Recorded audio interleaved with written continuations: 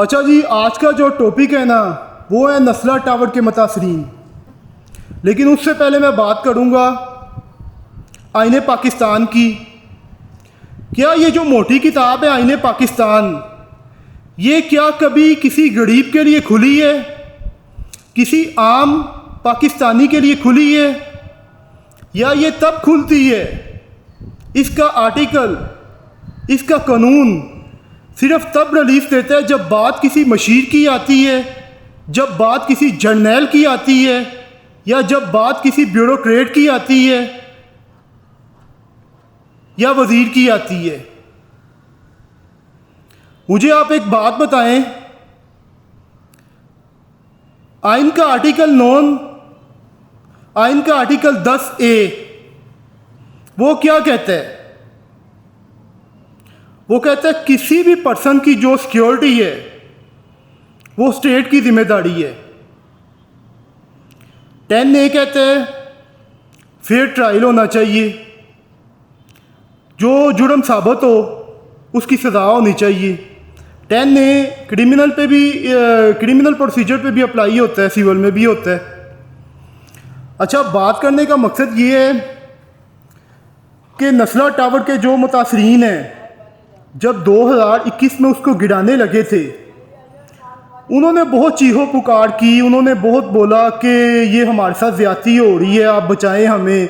उन्होंने बड़े एहतजाज जो रिकॉर्ड करवाए हुकूमत के सामने, लेकिन हुकूमत ने ना उनकी सुनी, ना कोई प्रोसेस ऑफ लॉ फॉलो हुआ, बस टावर को गिरा दिया गया।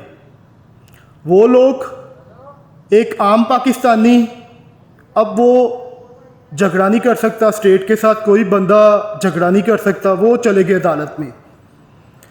उस वक़्त के जो ऑनरेबल जजेस थे उन्होंने भी यही हुक्म सादर किया कि ये गैर कानूनी है, इसे गिरा दिया जाए। गिरा दिया गया। हाल ही में वफाकी आईनी अदालत एक फ़ैसला देती है कि उस वक़्त की जो अदालत ने फ़ैसला किया था वो जल्दबाजी में हुआ था, वो इमारत गैर कानूनी नहीं थी, उसको गिराने में जल्दी की गई, प्रोसेस ऑफ लॉ फॉलो नहीं किया गया, फेयर ट्रायल नहीं हुआ। अब बात करने का मकसद ये है कि वो जो मुतासरीन हैं, इतनी जल्दी क्यों थी, टावर गिराने में इतनी जल्दी क्यों थी? उसका एक फेयर ट्रायल हो जाता ना, पता चल जाता कौन गलत है कौन ठीक है।